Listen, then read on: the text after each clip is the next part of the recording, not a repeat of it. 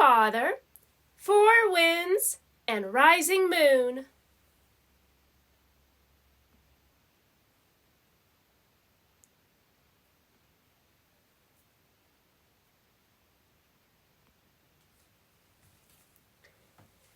There once was a grandfather named Four Winds. He was blind. He had a grandson whose name was Rising Moon. Often they would sit on a cliff high above the valley floor, and the boy would tell his grandfather what he saw. Sometimes Rising Moon would shout, "Grandfather, I see deer grazing on the grass." Or he would say, "I see black clouds with their bellies full of water." Other times, the boy would jump up and down and yell, "Grandfather, I see the great eagle soaring on the wind that blows from the east." One day, while walking in the valley, Rising Moon did not see any deer, eagles, or clouds. He felt no wind. It had not rained for a long time, and the land was dry. Rising Moon told his grandfather what he saw. "Grandfather, Four Winds, the land is parched and thirsty. The earth is cracked. The river is muddy, and the grass is brown. The eagle flies no more, and the deer are gone." Grandfather Four Winds, his sightless face turned toward the blazing sun, said to the boy, "Grandson, what you see frightens you. What are you afraid of?" "I am afraid that our people will go without food and water. I am afraid that the deer and all the four-legged ones will die. I am afraid that my home will be no more." The old man touched the boy's face and said in a gentle voice, "Rising Moon, because you are old enough to fret and worry, you are old enough to pray.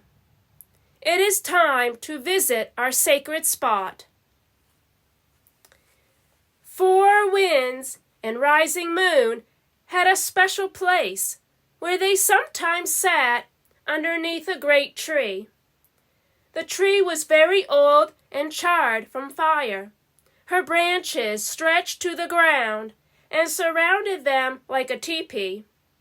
Since the fire, Grandfather Four Winds called this tree the tree of our people.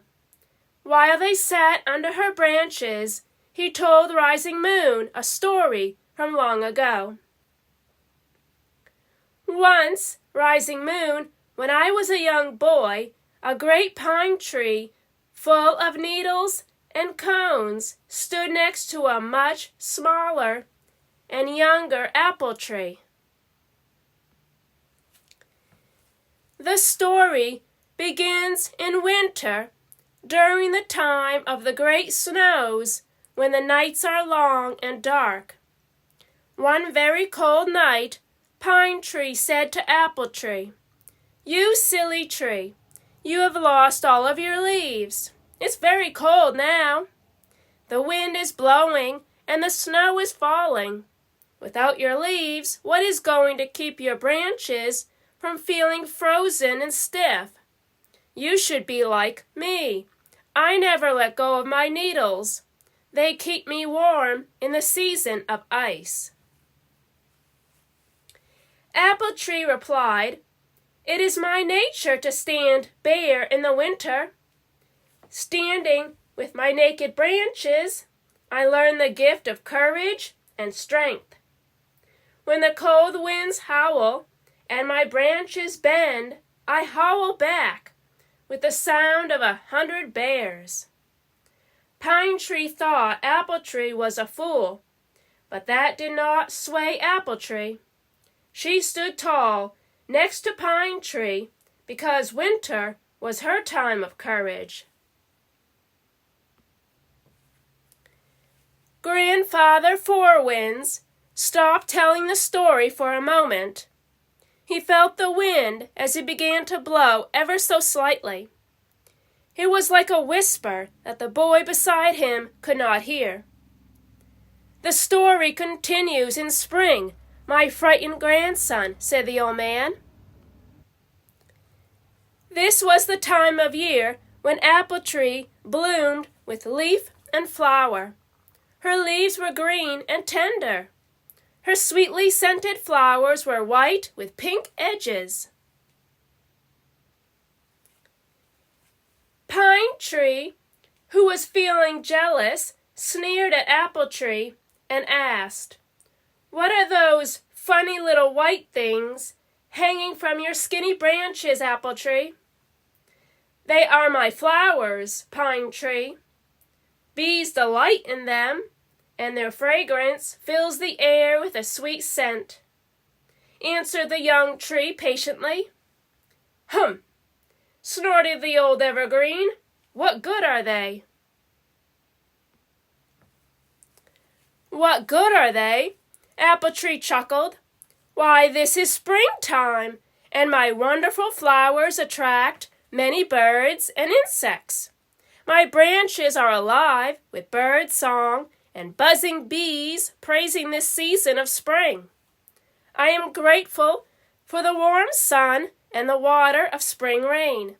I am grateful for Great Spirit's gift of flowers and leaves," said Apple Tree.